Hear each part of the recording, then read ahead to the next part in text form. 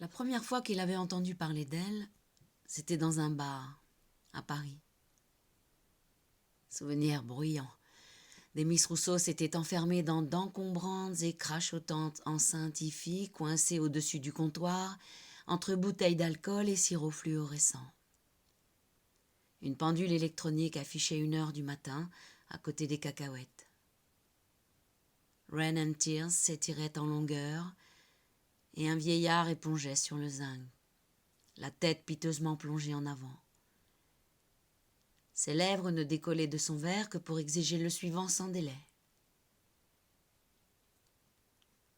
Jean-Louis le mirait de l'autre bout du comptoir.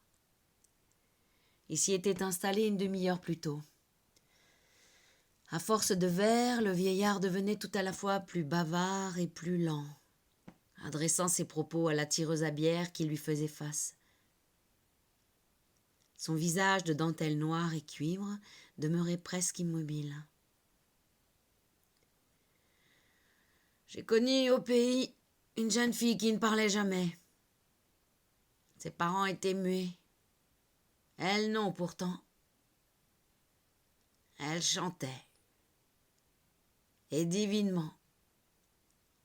Je l'ai vue, souvent, inlassable sur le chemin du puits. Elle posait sur les gens son regard serein, lointain, qui pénétrait au plus profond des âmes. Elle était belle comme le jour, comme un jour de paix. Elle s'appelait Inia.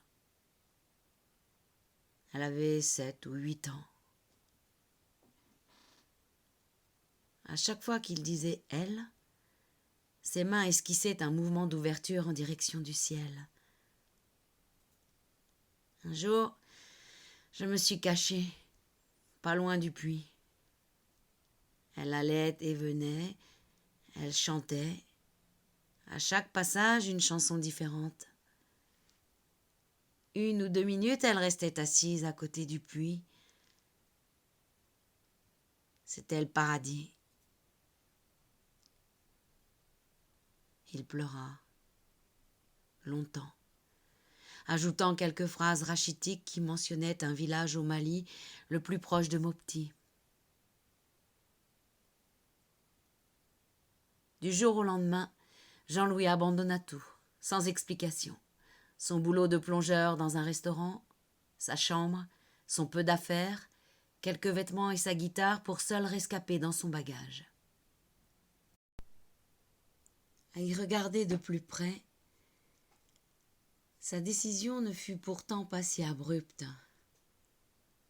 Le silence s'était emparé de lui, progressivement, au fil des mois précédents. Une accumulation de choses banales et indistinctes avait entamé son indifférence, son stoïcisme habituel. Des unes de journaux alarmistes affichés sur les kiosques, aux insultes entendues dans la rue, sans même qu'il en soit destinataire, en passant par l'âpreté et l'ennui sourd de ses heures de plonge. Le sentiment que ce qu'il exprimait ne parvenait à trouver d'autre chemin que celui des rigoles vers le caniveau. D'autres choses aussi, sans doute. Tout en lui s'était engourdi. Jean-Louis rappelait vers l'enfance. Au silence propice des heures heureuses, en même temps presque carcérales, de son jeune âge. Il avait laissé le silence en chemin pour grandir, pour vivre. Voilà que le silence le talonnait de nouveau. L'envoûtait même, au point de devenir en quelques mois un spectateur absolu des choses. L'absence de commentaires lui apparaissait la plus appropriée et la plus pure des attitudes, en toute situation. Le silence le captivait, l'accaparait comme la voix d'un griot. Le silence incarnait à lui seul tous les récits du monde, plus exactement, dans le chaos ahurissant du monde, dans l'œuvre conquérante de la bêtise, le silence était la réinstallation d'un possible récit humain. Si désirable, que l'oreille ne pourrait tendre qu'à l'entendre, avec une curiosité avide, engagée et humble.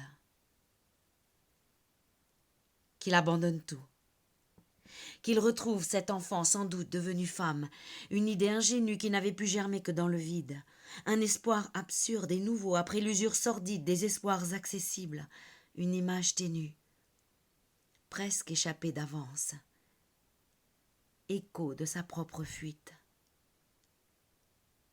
Le paradoxe ne l'avait guère effleuré.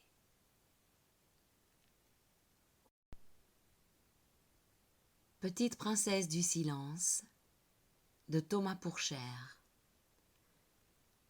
Vous pouvez retrouver l'intégralité de cette nouvelle sur le site de 15K, éditeur sonore. Bonne écoute.